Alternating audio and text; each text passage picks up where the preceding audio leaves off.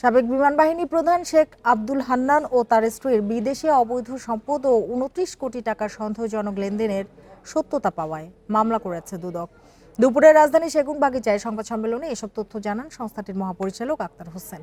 দুদকের তদন্তে জানা গেছে শেখ আব্দুল হান্নান ও তার স্ত্রী দেশের ভেতরে প্রায় ৫ কোটি টাকার জ্ঞাত আয় বহির্ভূত সম্পদ অর্জন করেছেন। এছাড়া কাতার, দুবাই ও কানাডায় তাদের সম্পদের অস্তিত্ব মিলেছে। এছাড়াও তাদের বিরুদ্ধে প্রায় ২৯ কোটি টাকার সন্দেহজনক লেনদেনের প্রমাণ পেয়েছে দুদক।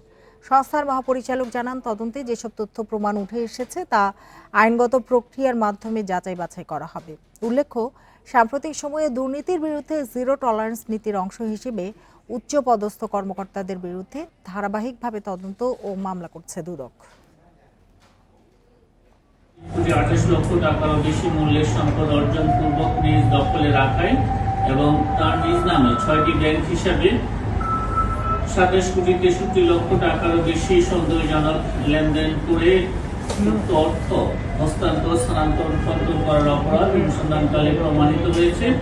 এই কারণে তার বিরুদ্ধে দুর্নীতি দমন কমিশন আইন ২০০৪, মানি লন্ডারিং প্রতিরোধ আইন ২০১২, দুর্নীতি প্রতিরোধ আইন ১৯৪৭ সংশ্লিষ্ট ধারায় একটি মামলা রুজুর সিদ্ধান্ত গৃহীত হয়েছে।